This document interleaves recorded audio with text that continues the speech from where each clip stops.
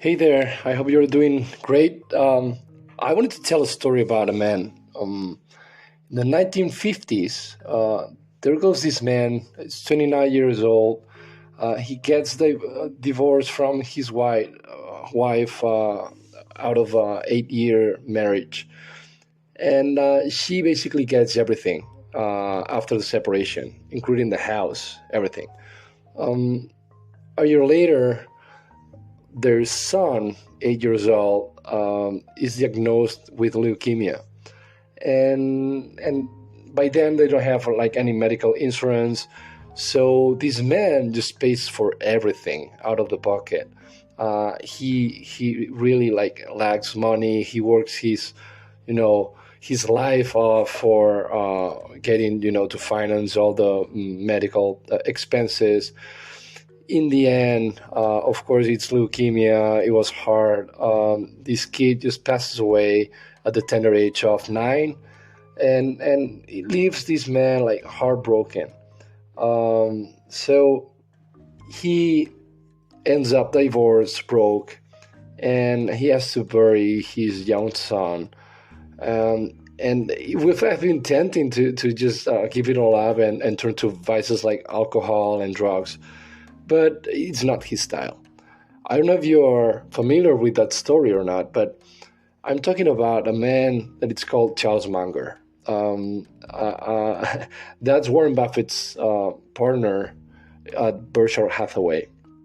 And, actually, when I started making myself, like on the repository of mental models and all, it was because Charles Munger actually kind of made them popular a few years ago, because he has this mindset of mental models and how to live a better life and how to get better, getting moral knowledge into different disciplines.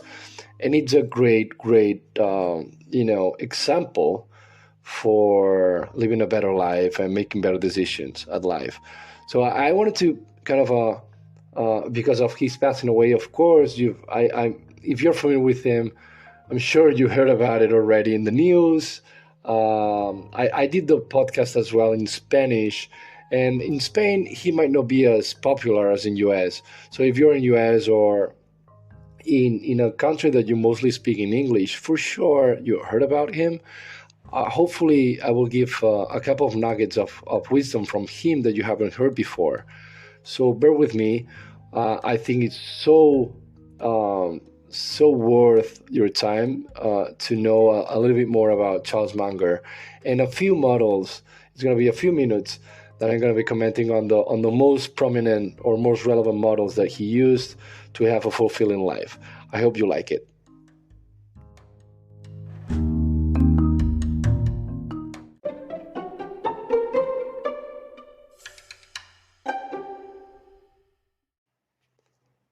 And actually, if you heard about the first model of the podcast itself, it's called inversion.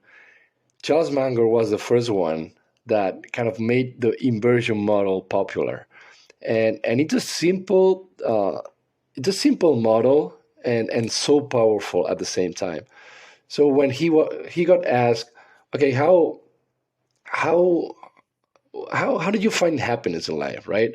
So he answers like it's so wise, because he says like it's not what I'm looking for happiness per se. Like I'm just constantly looking for not being miserable or sad, right? So he doesn't know maybe like how to be happy, but he avoids being unhappy.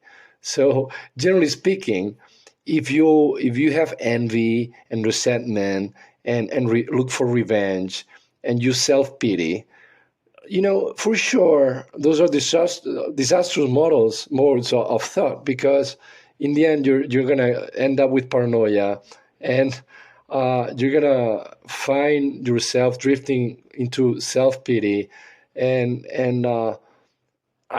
we don't care what's the cause, but we're gonna end up like in a bad situation, in a bad scenario, right? And that's the opposite of being happy. So you're gonna end up unhappy. So if you can match right away what causes unhappiness, Just basically, we need to avoid that stuff. Um, and it's kind of a ridiculous way to behave, like having envy, resentment, and revenge and all that stuff. It might be kind of a natural emotion, but we can control that.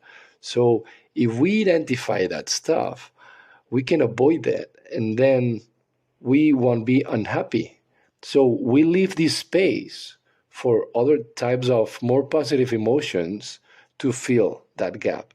And that's why it's so smart, right? And of course, you can use inversion model in many things. Like as I was mentioning in the first episode, don't look for things as looking for the million different ways that you could do something. Look for to avoid the few things that for sure it's gonna make that you don't get your goal, right? So basically, you want to know where you might die, so you never go there, and that's why it's so smart and such a powerful model. And he advocates for acquiring practical knowledge from the diverse fields to navigate life's challenges effectively, right? He calls it like elementary worldly wisdom. So his way of thinking, he starts and he thinks and he wants to consume a lot of knowledge into different disciplines, because when he get a grasp of four foundations of one discipline, he gets into the level that maybe the top 80% tier of that discipline, he could have a discussion with those type of specialists, right?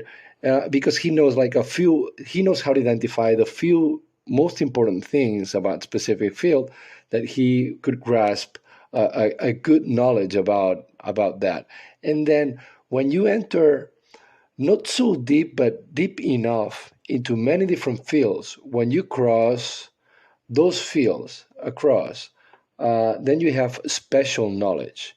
You become someone that knows a little bit or quite uh, some of it into different disciplines, that there it becomes a magic. It's like when Steve Jobs started from knowing about art and kind of this spirituality, right? And he mixed it up with technology in the end. So that's what made him special, and good things and interesting things came out of it, right? So imagine like you nonstop learning about different disciplines. When you cross them out and then you go across, you have transferable skills that it will make your knowledge very special. And that's what has a compounding effect, right? You don't, you keep on learning, and then there's no one that will stop you. It's like this snowball effect of knowledge that you can leverage in your life. And he approached it in a way that he never stopped reading in terms of consuming knowledge, and it made him like so, like he had this um, competitive advantage, this human competitive advantage, because of all the knowledge that he was consuming, right, in different disciplines, in different areas. So much that when he was like 50, he ended up having cataracts, and he got surgery in his eye. In the end, he had some cancer, and so he had to remove his eye. And other people just might just kind of give up on that end, but he didn't do it. He asked the doctor to remove his eye because he was so much in pain. But then right away, because he wanted to keep consuming knowledge, he said, "Okay, it's the moment now. It's time to start to know how to read Braille, right?" Um, so he studied Braille so he could keep on learning at this age, and maybe some other folks would have gave up on that end, but he never gave up. He knew that that was special from him. And even there was this funny story, like somebody asked him, hey, do you know how to play piano? And he said, I don't know, I never tried. Which means he has this open mindset on he can learn anything. Maybe other people we're wired differently, and maybe we're like right away saying, oh well, I can play piano. I've never played piano, but we don't think, I'm open to maybe eventually I can try and play piano. Which if we put some thought, of course, we can do whatever we set our minds to. But there's some people that it's predetermined from the very beginning that they're, you know, wired that they can learn anything. And we can learn anything. And that's super, super powerful. And that's the elementary worldly wisdom that Charles Munger had. So how do you go deeper into a specific knowledge or discipline? There's this mental model as well. It's called the five whys. It's like this kid, right? That it just keeps on asking why, and that's the way we can just go deeper into a discipline and getting more knowledge about that discipline. There are different cases that we could just explain, like the Toyota, the car manufacturer, right? Like Japanese car manufacturer, when they wanted to tackle and come up with really good solutions, they would keep on asking 5 times why until they got to the root cause of the thing, and then they really didn't kind of just put they didn't put patches on specific problems that were laying on the surface. They just kept asking why, so they could tackle the underneath, the root of the problem. And then all the problems on the layers above, right, they disappear because they're tackling the root one. And it just gives you a deeper level of knowledge into any discipline, like kind of knowing these 4 or 5 core foundations of any field that will give you the knowledge, so you can just kind of discuss and really understand what's going on. So that's also a really kind of a simple and worthy way to have a better knowledge on any specific field. The five whys.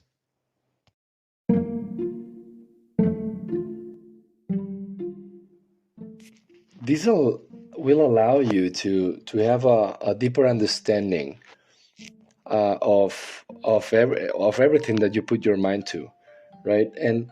And how do you know that you have this deeper understanding? Did you notice that when you talk to someone or you listen to someone that is really smart about something, any specific field, they're just putting it in super simple terms, just so easy to understand. They could explain it to a kid like to any at any level, because they have really the foundations and the knowledge of that specific field, right?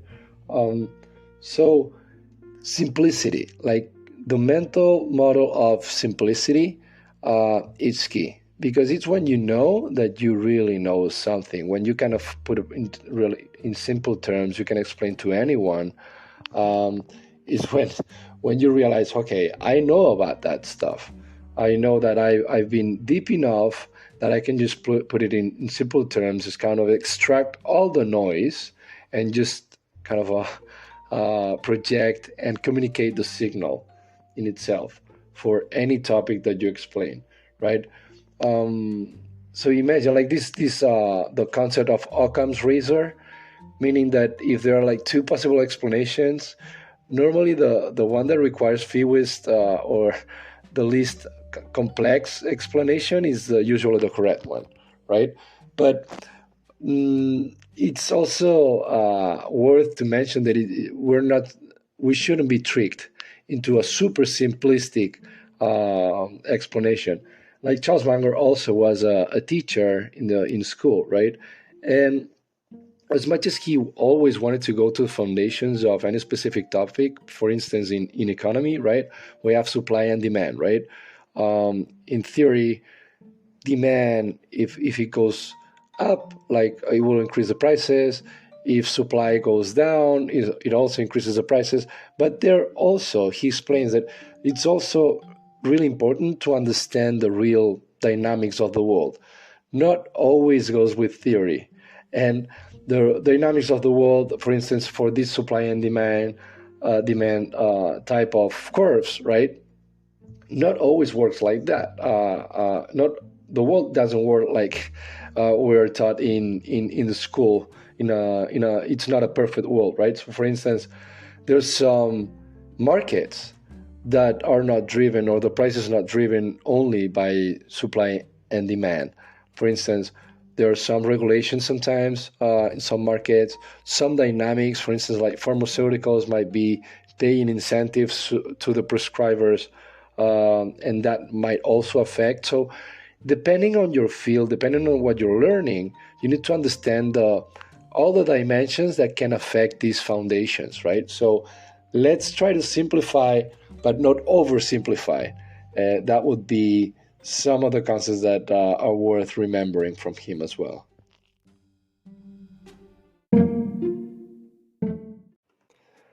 All right, the next one is a really good one as well, which is you need to deserve what you want.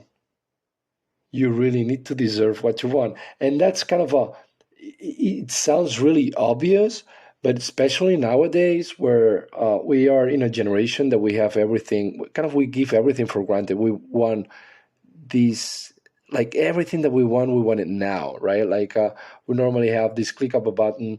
We're really well a customer ready to have everything fairly quick. All the services are quicker, faster, and cheaper.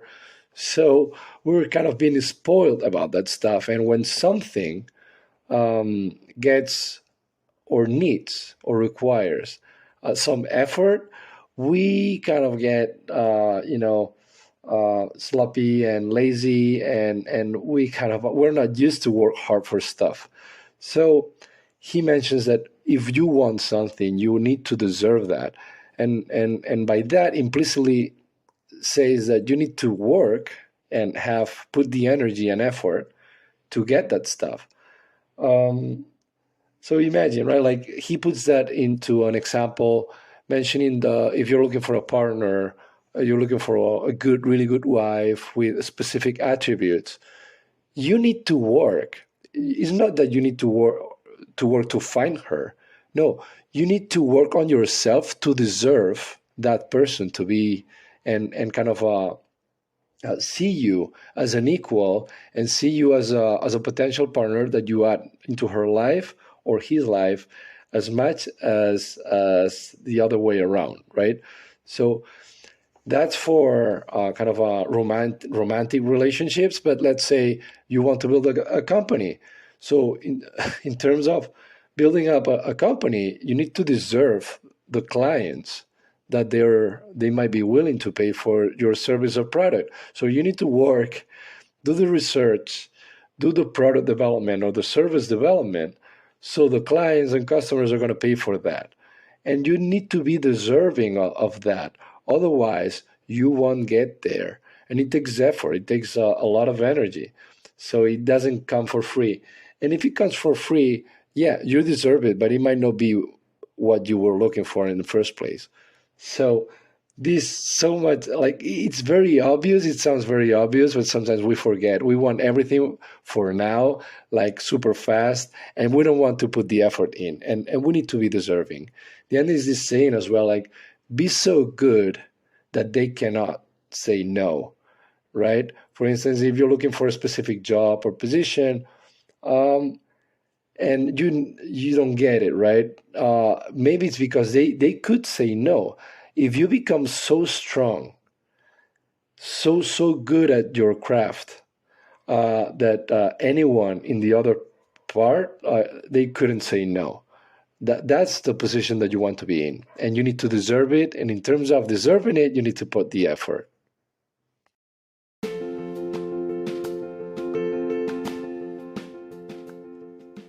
All right, and I didn't want to end the episode without closing the loop, going back to the staying cheerful, how to stay cheerful to have a better life, That's super critical. And going back into this, it's worth mentioning this book. It's called Man's Search for Meaning, right? Viktor Frankl's book about the German Nazi concentration camp, where he saw like all the worst and the best of people there, like prisoners turning into prisoners, and even like prisoners turning into kind of the best version of themselves as well, like kind of saints. And he has this quote. It's, when we are no longer able to change the situation, we're challenged to change ourselves. Everything can be taken from a man but one thing, the last of the human freedoms, to choose one's attitude in any given set of circumstances, to choose one's own way. So having this hope and this cheerfulness is what makes us having these good emotions, right? That we need as human beings. Otherwise, we have in this we will fall in this negative spiral that is really hard to fall. Because in life, stuff happens, and not everything is pretty or good. We either win or learn, right? And we can keep on learning. If we take it as a learning experience, we'll keep on growing. And I already mentioned many bad things that happened to Charles Munger, from losing a child, the first divorce, into an age or a period in life in the 1950s. It wasn't really good. It was not as common as today, having divorces and all that stuff. It was like really an stigma from him. Like he lost all his net worth, but he went back stronger from the stuff. Losing an eye, like it's really a really compelling story, and a really good example to have, like to staying cheerful and avoiding these negative emotions that can just send you into the negative spiral, like envy, resentment, and all these things that are not really helping. Self-pity, he mentions a lot on not falling into the self-pity. So avoiding these emotions, it will keep you cheerful, and that will incentivize you to keep learning. And it's this snow effect, right? The snowball effect, compounding effect that will make your life so much better. So I hope that this episode was worth listening to. Really appreciate any feedback and appreciate you listening to this.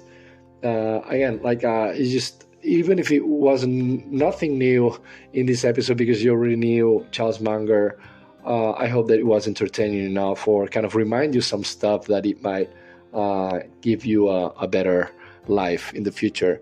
So thanks so much again. I'll see you next time. Take care. Bye.